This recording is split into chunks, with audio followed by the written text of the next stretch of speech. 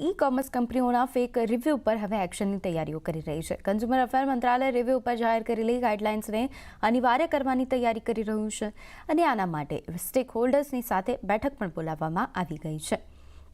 તો આ અંગે અમારા સંવાદદાતા અસીમ મનચંદાએ કન્ઝ્યુમર અફેર્સ સેક્રેટરી નિધિ ખરે સાથે વાતચીત કરી હતી। આવો જોઈએ।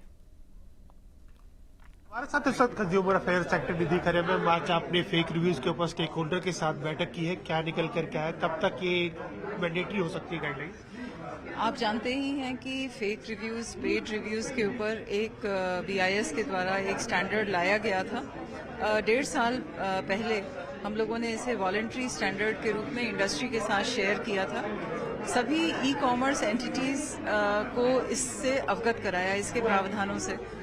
अब इस बार ये जो आज की मीटिंग थी, इसमें मुख्य चर्चा इस बात की है कि क्या इन स्टैंडर्ड्स को अब हम मैंडेटरी बना सकते हैं कि नहीं। मैंडेटरी बनाने के पीछे जो उद्देश्य है वो ये है कि हम कंज्यूमर के लिए उसका जो एक्सपीरियंस है, खास करके जब वो ई कॉमर्स साइट पे शॉपिंग करता है, चाहे वो कोई खाद्य पदार्थ लेता हो या किसी तरह का प्रोडक्ट लेता है, कोई सर्विसेज लेता है, तो अक्सर वो चूंकि उसके पास कोई और तरीका नहीं है कि वो फिजिकली इसका वेरीफाई कर सके कि ये सेलर के पास जो प्रोडक्ट है वो सही है कि नहीं, इसलिए वो अधिकतर अपने डिसीजन को रिव्यू के आधार पर बेस करता है।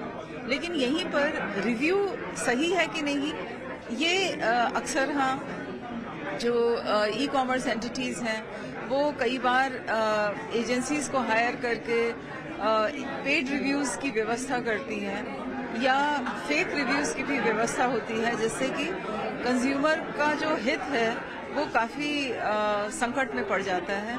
इसलिए हम चाहते हैं कि जैसे ई कॉमर्स एंटिटी का दायरा बढ़ा है पोस्ट कोविड, कंज्यूमर का सेटिस्फैक्शन भी एक संतोष भरा हो और उन्हें ये समझ आए कि वो रिव्यूज पर ट्रस्ट कर सकते हैं। इसीलिए इसको मैंडेटरी QCO में लाने की तैयारी की जा रही है। 1.5 साल का वक्त ऑलरेडी दिया जा चुका है, तो क्या और वक्त दिया जाएगा? कब तक आप इसको लागू होता हुआ देख सकते हैं लोग? अभी तक ये वॉलेंटरी था क्योंकि ये एक नई प्रक्रिया थी और हम लोग चाहते थे कि ज़्यादा से ज़्यादा ई कॉमर्स कंपनीज इस पे आगे आएँ।